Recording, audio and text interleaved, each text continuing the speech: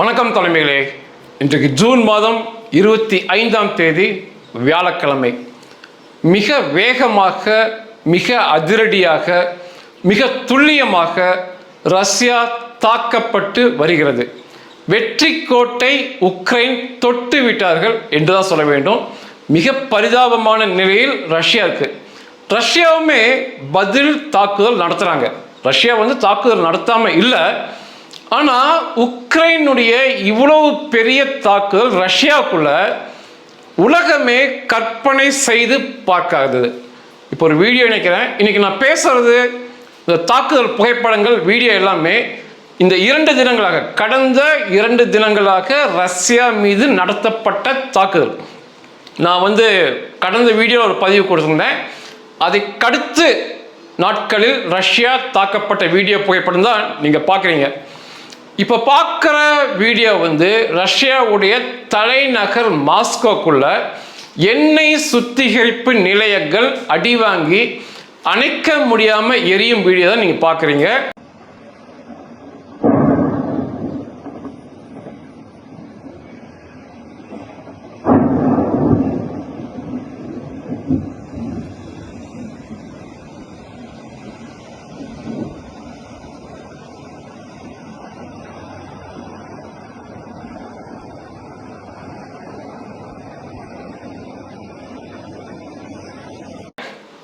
திரும்ப இந்த எண்ணெய் சுத்திகரிப்பு நிலையங்கள் செயல்படுவதற்கு 2027 கடைசியாகும்.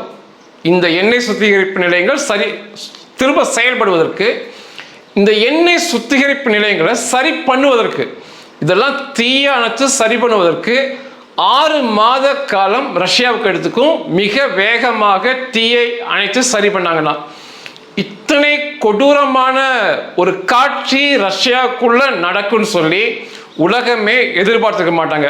அதே போல உக்ரைன் தாக்குதலுக்கும் ரஷ்யா தாக்குதலுக்கும் மிகப்பெரிய வித்தியாசம் இருக்கு. உக்ரைன் மிக துல்லியமாக இராணுவ கட்டமைப்புகள் மற்றும் எண்ணெய் வளங்களை மிகப்பெரிய அளவு ரஷ்யா பக்கம் மனித உயிரிழப்பு இல்லாமல் சரியான நேரங்களை தேர்ந்தெடுத்து தாக்கி அழிக்கிறாங்க. ரஷ்யா அப்படி இல்லை. ஏவுகணைகள், ட்ரோன்களை எந்த நேரமும் உக்ரைனுக்குள்ள அனுப்பி உக்ரைன் பொதுமக்களை கொள்கிறாங்க. இந்த இரண்டு நாட்டுக்கும் உள்ள முக்கியமான வித்தியாசம். இதை தாண்டி இன்னைக்கு ரஷ்யா கதிகலங்கி போய் நிற்குது. அது என்ன அப்படின்னா, 3000 கிலோமீட்டர் செல்லக்கூடிய ட்ரோன்களை உபயோகப்படுத்தி இனி ரஷ்யாவுக்குள்ள மிக ஆழமான பகுதிகளை தாக்கப் போகிறோம் அப்படின்னு உக்ரைன் அறிவிப்பு கொடுத்திருக்காங்க.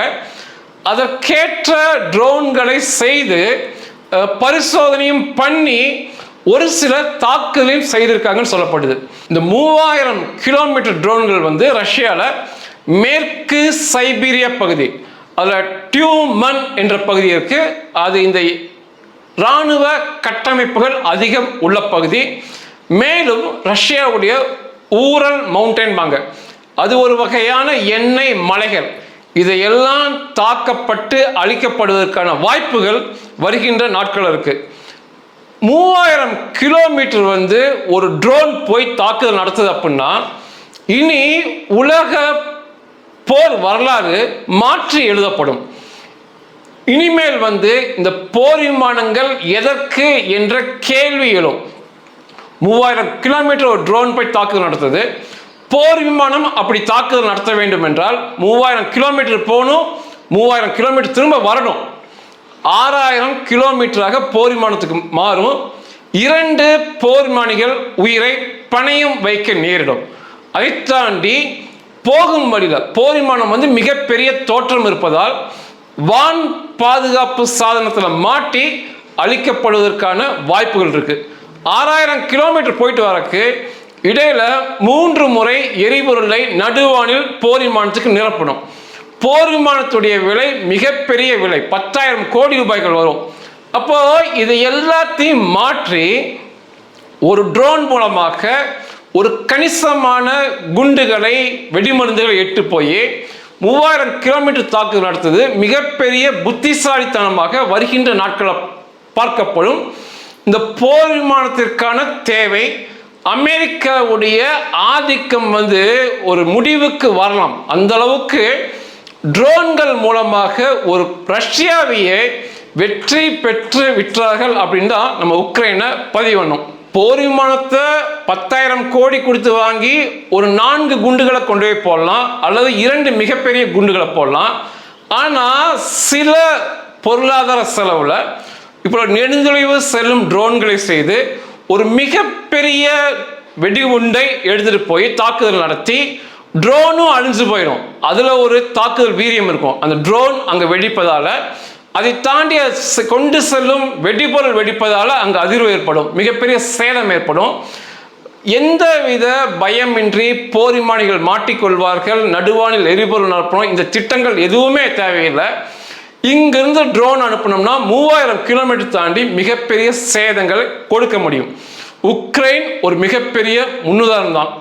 இந்த 2 தினங்களாக, கடந்த வாரங்களாக ரஷ்யாவை மிகப்பெரிய அளவு உக்ரைன் தாக்குறாங்க. காரணம், குளிர்காலம் வரப்போகிறது. குளிர்காலத்தில் சண்டையிடுவது அந்த பகுதியில் மிக சிரமமாக இருக்கும், மைனஸில் போகும் அந்த கால சூழ்நிலை. அதனால அதுக்கு முன்னாலேயே ரஷ்யாவை கணிசமாக தாக்கி சரண்டர் அல்லது தோல்வியை ஒப்புக்கொள்ள வைக்கலாம் என்ற எண்ணத்தில் தான் மிக அதிகமாக தாக்குதலை ரஷ்யாக்குள்ள உக்ரைன் நடத்திக்கிட்டு இருக்காங்க. ஒரு 2-3 மாசம் முடிக்கணும் சண்டை அப்படின்னு சொல்லி. 2 தினம் முன்னால 60,000 டன் வெடி மருந்துகள், நம்பவே முடியாது, இது கிலோல சொல்லணும் அப்படின்னா 6 கோடி கிலோ வெடி மருந்தை ரஷ்யாக்குள்ள தாக்குதல் நடத்தி ஒண்ணுமே இல்லாம மிகப்பெரிய அளவில் அழிப்பை கொடுத்தார்கள் உக்ரைன். 6 கோடி வெடிமருந்து அழிக்கப்பட்டது. ரஷ்யாவில் செயின்ட் பீட்டர்ஸ்பர்க் அப்படிம்பாங்க பகுதி, அதற்கு சற்று தள்ளி இருந்த இந்த வெடிமருந்து கிடங்கு தான் தகர்க்கப்பட்டது. இது ஒரு மிகப்பெரிய சேதம் என்று ரஷ்யாவுக்கு பார்க்கப்படுது. 6 கோடி வெடிமருந்து இழக்கிறாங்க அப்படின்னா அது இருக்கிற இடத்த துல்லியமாக உக்ரைன் உளவுத்துறை கண்டுபிடிச்சிருக்காங்க. மிக துல்லியமாக பொதுமக்கள் மரணம் அடையாத வண்ணம் தாக்குதல் நடத்தி அழிச்சிருக்காங்க.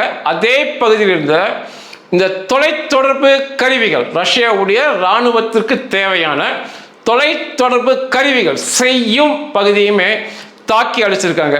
இதை உக்ரைன் அதிபர் ஜெலன்ஸ்கி மிக பெருமையோட உக்ரைன் இராணுவத்துடைய இன்டெலிஜென்ஸ் சீஃப் அப்படிம்பாங்க, உளவுத்துறை தலைவர் ஓலே இவாசினிக் அவரோடு சேர்ந்து இந்த ஒரு பெருமை மிகு அறிவிப்பை வெளியிட்டார். தொடர்ச்சியாக ரஷ்யாக்குள்ள உக்ரைன் தாக்குதல் நடத்துறதுனால ரஷ்யா எந்த அளவுக்கு ஒரு பரிதாப நிலையில் இருக்குன்னு சொல்லி தெரிஞ்சுக்கலாம். இப்போ உக்ரைனுடைய நிலப்பரப்புல 20% ரஷ்யா பிடிச்சிருந்தாங்க. அங்க ரஷ்ய இராணுவ வீரர்கள் இருக்காங்க. ரஷ்யாவுடைய வான் பாதுகாப்பு சாதனங்கள், இராணுவ சாதனங்கள் அங்க இருக்கு. நாளைக்கு அந்த பகுதி நிச்சயமாக ரஷ்யாவிடம் இருக்காது, கண்டிப்பா உக்ரைன் பிடிச்சிருவாங்க. அதனால அந்த பகுதிகளில் இருந்த வான் பாதுகாப்பு சாதனங்களை திரும்ப எடுத்துட்டு போய், உக்ரைனுக்குள்ள வைத்திருந்த வான் பாதுகாப்பு சாதனங்கள், இராணுவ பிரம்மாண்ட தளவாடங்களை திரும்ப நகர்த்தி கொண்டு போய் ரஷ்யா தலைநகர் மாஸ்கோவையும், மாஸ்கோவை தாண்டி ரஷ்யா ஆக்கிரமிப்பு பண்ணி உள்ள பகுதி கிரிமியால முதலே பண்ணாங்க உக்ரைன்ல, அங்குள்ள பாலங்கள், கெர்ஸ் பிரிட்ஜ் அப்படிம்பாங்க, அதை போன்ற பாலங்கள், தேசிய கட்டுமானங்களை காப்பாற்றும் விதமாக உக்ரைனுக்குள்ள இருந்த இராணுவ தளவாடங்கள், வான் பாதுகாப்பு சாதனங்களை பின்னெடுத்து கொண்டு போய் அங்க கொண்டு போய் வைக்கிறாங்க. அப்ப எந்த அளவுக்கு ரஷ்யாவில் ஆயுத பற்றாக்குறை நிலவுதுன்னு புரிஞ்சுக்கலாம். அதை தாண்டி இந்த பகுதிகளில் உக்ரைனை பிடித்த 20% நிலப்பகுதியை நிச்சயமாக கையில் வைத்திருக்க முடியாது என்று ரஷ்யா உணர்ந்ததால் தான் இந்த ஆயுத பின்வாங்கல் நடைபெறுகிறது. நேற்று ஆயுத பின்வாங்கல் நடைபெற்றது. நாளைய தினங்களில் நிச்சயமாக அங்குள்ள ரஷ்ய இராணுவ வீரர்கள் பின்வாங்கியே தீர வேண்டும். அவர்கள் வந்த இடத்துக்கு நிச்சயமாக போய் தீர வேண்டும். அதே போல உக்ரைன் உளவுத்துறை அறிக்கையின்படி ரஷ்யாக்குள்ள சண்டை ஆரம்பிக்கும் போது இருந்த ஆயுத உற்பத்தி மற்றும் ஏவுகணை உற்பத்தி அந்த அளவுக்கு அவர்களால் உற்பத்தி செய்ய முடியவில்லை. மிக பின்தங்கிய மெதுவான நிலையில் இருக்காங்கன்னு சொல்லப்படுது. இதை நிச்சயமாக ரஷ்யாவால் ஏற்றுக்கொள்ள முடியாது. அவர்கள் தோல்வி அடைவதை அதை தாண்டி புட்டினால் ஏற்றுக்கொள்ளவே முடியாது. உலகத்தில் தான் ஒரு மிகப்பெரிய வல்லரசு நாட்டின் தலைவர் என்ற பிம்பம் மெதுவாக மெதுவாக உடைந்து வருகிறது. ஆனால் வேற வழியுமே இல்லை. ரஷ்யாக்குள்ள இப்போ தாக்குதல் நடக்குது. இத்தனை நாள் உக்ரைன் தங்களை தற்காத்து கொண்டார்கள். இப்போ அப்படி இல்லை, ரஷ்யாவுடைய தலைநகருக்குள்ள அடிக்கிறாங்க உக்ரைனுடைய ஆயுதங்கள். அதனால வேற வழி இல்லாம புட்டின் தனது தோல்வியை, சரண்டரை, பின்வாங்கலை நிச்சயமாக அறிவித்து மட்டுமே தீர வேண்டும். பார்த்தீங்கன்னா உக்ரைன்ல SSO அப்படிம்பாங்க ராணுவத்துல, ஸ்பெஷல் ஆபரேஷன் போர்சஸ், உக்ரைன் ராணுவத்தின் சிறப்பு அதிரடிப்படை பிரிவு. 2016க்கு அப்புறம் மிக வேகமாக இவர்கள் செயல்பட்டு வராங்க. இவங்களுடைய மோட்டோ, இவர்களுடைய தாரக மந்திரமே I am coming for you. ரஷ்யாக்குன்னே எழுதி வச்ச மாதிரி வச்சிருக்காங்க. உன்னை தேடி வருவேன், உனக்காக உன்னை தேடி வருவேன் என்று அர்த்தம் வரும்படி இவங்களுடைய தாரக மந்திரத்தை வச்சிருக்காங்க. இந்த SSOவை சேர்ந்த சிறப்பு அதிரடிப்படை வீரர்கள் ரஷ்யாக்குள்ள செயல்படுகின்ற உக்ரைனுடைய சிறப்பு அதிரடிப்படை வீரர்கள். இவங்க நிரந்தரமாக ரஷ்யாக்குள்ள ரஷ்யர்களை போன்று ரஷ்யா மற்றும் ரஷ்ய ராணுவம், உளவுத்துறை கண்டுபிடிக்க முடியாதபடி ஒரு படைப்பிரிவு தனியாக செயல்படுறாங்க. பெயர் பிளாக் ஸ்பார்க் அப்படிம்பாங்க. இது உக்ரைனுடைய சிறப்பு பிரிவு. இந்த பிளாக் ஸ்பார்க்கும் இந்த SSO ராணுவ அதிரடிப்படை வீரர்களும் சேர்ந்து ரஷ்யாக்குள்ள ஓரன்பர்க் அப்படிங்கிற ஒரு பகுதி, ரஷ்யாவுக்கு ரொம்ப உள்ள தள்ளி இருக்கும், அந்த பகுதியில் உள்ள ஹீலியம் பிளான்ட் அப்படிம்பாங்க. ஹீலியம் என்பது ஒரு ஆபத்தான வாயு. அந்த ஹீலியம் பிளான்ட், அதை தாண்டி கேஸ் பவர் பிளான்ட், இது எல்லாமே ட்ரோன்கள் பிற வெடிவர் மருந்து மூலமாக அடித்து தகர்த்திருக்காங்க நேற்று. அதனுடைய வீடியோ நான் இணைச்சிருக்கேன். அந்த வீடியோவில் சத்தம் இருக்கு. எடுக்கின்ற அந்த வீரர் பேசிட்டு தான் வீடியோ எடுக்கிறாரு. பொதுவாக ரஷ்யாவில் 3 வார்த்தைக்கு இடையில ஒரு கெட்ட வார்த்தை பயன்படுத்துவாங்க. ரஷ்யாவில் ஒரு கெட்ட வார்த்தை இருக்கு. 3 வார்த்தை தான் பேசுவானுங்க, அந்த கெட்ட வார்த்தையை போட்டுருவானுங்க, திரும்ப ஒரு 3 வார்த்தை. அதனால சத்தம் வந்தா இந்த வீடியோக்கு பிரச்சனை இருக்குங்கிறனால சத்தத்தை எடுத்துட்டு இந்த வீடியோவை பதிவு பண்ணியிருக்கேன்.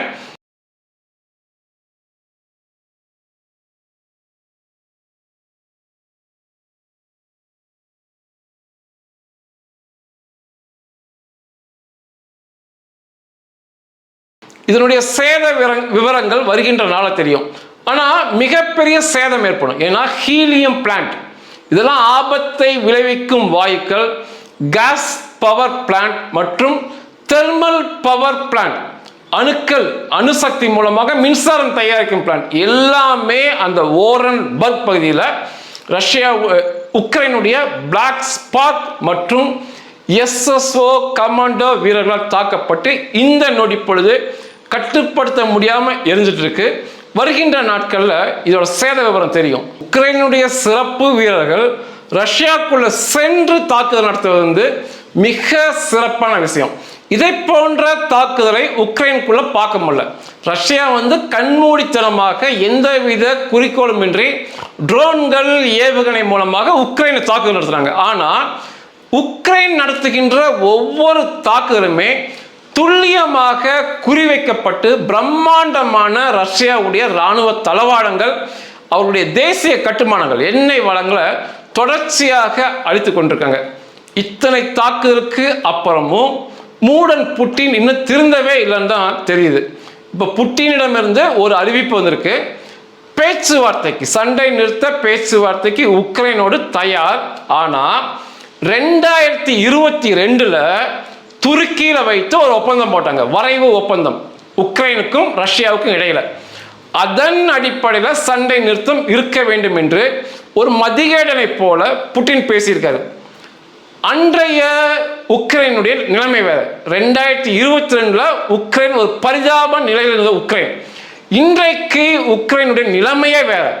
ரஷ்யாக்குள்ள சென்று தாக்குதல் நடத்துகின்ற உக்ரைன் இன்றைய நிலைக்கு 2022 பேசியபடி உக்ரைன் நடந்து கொள்ள வேண்டும் என்று மூடன் புட்டின் பேசுவது, அதை தொடர்ந்து ரஷ்யாவுடைய இராணுவ தளபதி, வெளியுறவுத்துறை அமைச்சர்லாம் அதையே பேசுவது, இவர்கள் இன்னுமே மூடத்தனத்தை விட்டு வெளியே வரவில்லை, ஒரு பைத்தியக்காரர்கள் என்றுதான் சொல்ல தோணுது. இன்றைக்கு உக்ரைன் ரஷ்யா தலைநகருக்குள் போய் தாக்குதல் நடத்தும் அதே சமயத்தில் ரஷ்யா உக்ரைனுடைய பகுதிகளை பிடிச்சு வச்சிருக்காங்க. அதில் முக்கியமான பகுதி கிரிமியா. இந்த கிரிமியா இப்பொழுது நடக்கும் சண்டைக்கு முன்னாலேயே முழுவதுமாக ரஷ்யாவால் பிடிக்கப்பட்ட பகுதி. அந்த கிரிமியாவில் மிக பயங்கரமான அளவில் அதே SSO சிறப்பு அதிரடிப்படை, அதே பிளாக் ஸ்பார்க் மூலமாக கிரிமியாவில் உள்ள ரயில் தண்டவாளங்கள் மற்றும் அங்குள்ள மிக பிரம்மாண்டமான பாலங்கள், அங்குள்ள தெர்மல் பவர் பிளான்ட், மின்சாரத்தை தரக்கூடிய பிளான்ட், இது எல்லாமே சில நாட்களாக தொடர்ச்சியாக தாக்குதல் நடத்தி அழிக்கிறாங்க. இன்றைக்கு ரஷ்யா கட்டுப்பாட்டில் உள்ள கிரிமியாவில் மின்சாரம் இல்லை, சரியா கொடுக்க முடியல. பாலங்கள்ல போக்குவரத்து இல்லை, பாலங்களில் போற பயப்படுறாங்க. எந்த நேரம் உக்ரைன் பாலங்களை அடித்து உடைப்பாங்கன்னு தெரியல. எரிபொருள் விநியோகம் இல்லை, ஏன்னா கிரிமியாக்குள்ள வர பாலத்தையும் அடிச்சு உடைச்சிட்டாங்க. கிரிமியாவிலிருந்து வெளியே போற பாலத்தையும் உக்ரைன் ராணுவம் அடிச்சு உடைச்சிட்டாங்க. இப்போ எந்தவித எரிபொருளும் கிரிமியாக்குள்ள வரல, கிரிமியாக்குள்ள எரிபொருள் விநியோகம் இல்லை. இதை தொடர்ந்து முன்ன பிடிச்ச பகுதி இது. அதை தாண்டி ரஷ்யா பிடித்திருக்கும் பகுதியில் இதை போன்ற தாக்குதலை நடத்தி ரஷ்ய இராணுவ வீரர்களை பின்வாங்க வைக்கும் எண்ணத்தில், அது இந்த 3 மாசத்துக்குள்ள குளிர்காலம் ஆரம்பிப்பதற்கு முன்னால மிக பயங்கர தாக்குதல் நடத்தும் எண்ணத்தில் உக்ரைன் இருக்காங்க. உக்ரைனுடைய வெற்றி எந்த அளவுக்கு மிக பெரிதாக இருக்கு அப்படின்னா, ட்ரம்ப் தன் நிலைப்பாடை மாற்றி பேசி உக்ரைன் அதிபர் ஜெலன்ஸ்கி மிக சிறப்பாக சண்டையில் செயல்படுகிறார் என்று சொல்லும் அளவுக்கு இருக்கு. அதை தாண்டி பெலரஸ் என்பது அண்டை நாடு, உக்ரைனுக்கும் ரஷ்யாவுக்கும் 2 பேருக்குமே அண்டை நாடு. ரஷ்யாவுடைய ஆயுதங்கள் பெலரஸ்ல வைக்கப்பட்டு பெலரஸ்ல இருந்து உக்ரைன் மீது தாக்குதல் நடத்தப்படுகிறது. ரொம்ப நாளா உக்ரைன் இந்த குற்றச்சாட்டு சொல்றாங்க. 3 தினம் முன்னால ஜெலன்ஸ்கி பெலரஸ்க்கு ஒரு பகிரங்கமான மிரட்டல், இனியும் ரஷ்யாவுடைய ஆயுதங்கள் அங்கே இருந்து உக்ரைனை தாக்கினால் பெலாரஸை நாங்கள் தாக்குவோம். அதாவது ரஷ்யாவை தாக்குற நேரத்தில், உக்ரைனை தற்காத்து கொள்ளும் அந்த நேரத்தில், ரஷ்யாவை தாக்கும் நேரத்தில், அதை தாண்டி பெலாரஸை சென்று அடிப்போம் அப்படின்னு சொல்ற அளவுக்கு அவருடைய வெற்றி மேலோகி நிற்குது. தாலிபான், இந்த ஆப்கானிலிருந்து இந்த தாலிபான் மூடர்கள் ரஷ்யாவிற்கு செல்வதாக இருந்தது. அதற்கும் உக்ரைன் இராணுவம் மிக நல்வரவு. இந்த தாலிபான் இராணுவம் ரஷ்யாவுக்கு உதவியாக வரணும். வருகின்றவன்ல ஒரே ஒருவன் திரும்பி ஆப்கானிஸ்தான் போக முடியாது. இப்படி பேசும் அளவுக்கு மிகப்பெரிய வெற்றி சூழல்ல உக்ரைன் இருக்காங்க. அதுவுமே வருகின்ற நாட்கள்ல பிரசல்ஸ்ல வைத்து ஐரோப்பிய ஒன்றிய நாடுகளின் இராணுவ தளபதிகள் ஒத்துக்கொண்டபடி ஆயுதங்கள், அதில் 15,000 ட்ரோன் இங்கிலாந்திலிருந்து மட்டும் வரப்போகுது. ஐரோப்பிய நாடு மற்றும் இங்கிலாந்து சேர்ந்து அவர்கள் ஒத்துக்கொண்டபடி அந்த ஆயுத குவியல்கள், ஆயுத மழைன்னு சொல்லலாம், பண உதவிகள் உக்ரைனுக்கு சேரும்போது, வருகின்ற சில நாட்களில் சேர்ந்துடும்.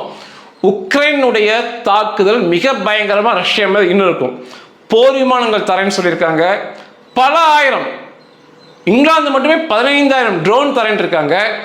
ஏவுகணைகள் சில ஆயிரம் தரேன் இருக்கிறாங்க.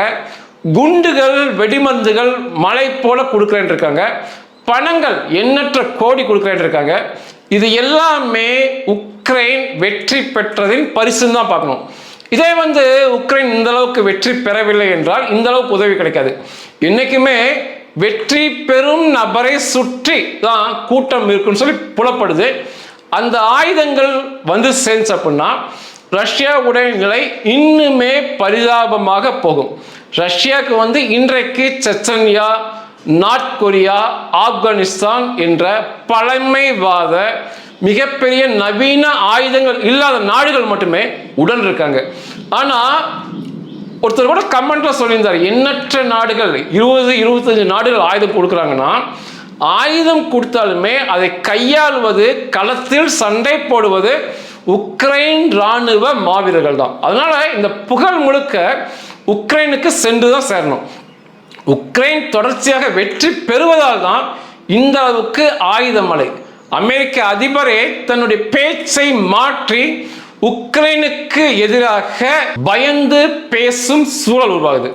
நிச்சயமாக குளிர்காலத்துக்குள்ள மிகப்பெரிய தாக்குதல்கள், ரஷ்யா தன்னுடைய தோல்வியை அறிவிக்கக்கூடிய அளவு, ரஷ்யாவுடைய துருப்புக்கள் உக்ரைனை விட்டு பின்வாங்கக்கூடிய அளவுக்கு தாக்குதல்கள் இருக்கும்.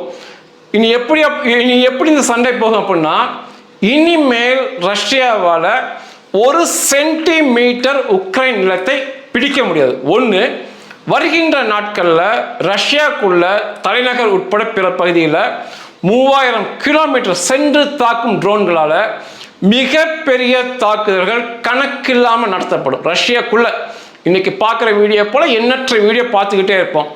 அதை தாண்டி ரஷ்யா இன்னைக்கு உக்ரைனில் பிடிச்சிருக்க பகுதிகள் 20% பிடிச்சிருக்காங்க. கிரிமியா உட்பட அனைத்திலும் இருந்து ரஷ்யா இராணுவ வீரர்கள் பின்வாங்கணும். இன்னைக்கு அவங்களுடைய இராணுவ தளவாடங்கள் பின்னுக்கு போயிடுச்சு. அந்த இராணுவ வீரர்கள் நிச்சயமாக பின்னுக்கு போகணும். உக்ரைனுக்கு எதிரான ரஷ்யாவுடைய ஆக்கிரமிப்பு போர் தோல்வி அடைந்து விட்டது, நாங்கள் தோல்வி அடைந்து விட்டோம், பின்வாங்கி விட்டோம் என்று சொல்லும் நிலைக்கு ரஷ்யா தள்ளப்படும். ஆனால் நிச்சயமாக இது ரஷ்யாவால் ஏற்றுக்கொள்ள முடியாது. ரஷ்ய அதிபர் புட்டினால் ஏற்றுக்கொள்ளவே முடியாது. உலகத்திலேயே நாங்கள் தான் வல்லரசு, எங்களுக்கு அடுத்து தான் அனைத்து நாடுகளும் சொன்னவர்கள் ஒரு சிறிய நாட்டிடம் சண்டை போட்டு வெற்றி பெற முடியாமல் பின்னுக்கு போறாங்கன்னு நினைக்கும் போது அது புட்டினால் ஏற்றுக்கொள்ள முடியாது. இந்த சண்டையுடைய முடிவு புட்டினுடைய கொலை. உக்ரைன் ரகசிய உளவு பிரிவு மூலமாக புட்டினுடைய கொலை அல்லது புட்டினுடைய தற்கொலை என்றுதான் முடியும். எப்படி ஹிட்லர், ஜெர்மனி நாஜிகளின் தலைவன் ஹிட்லருக்கு ஏற்பட்ட முடிவு தான் நிச்சயமாக புட்டினுக்கு ஏற்படும். ஏன்னா ஒரு பின்னடைவு, ரஷ்யாவுடைய தோல்வி, இந்த வார்த்தையெல்லாம் புட்டினால் பேசவே முடியாது. தற்கொலை என்ற சூழல் தான் போக முடியும்.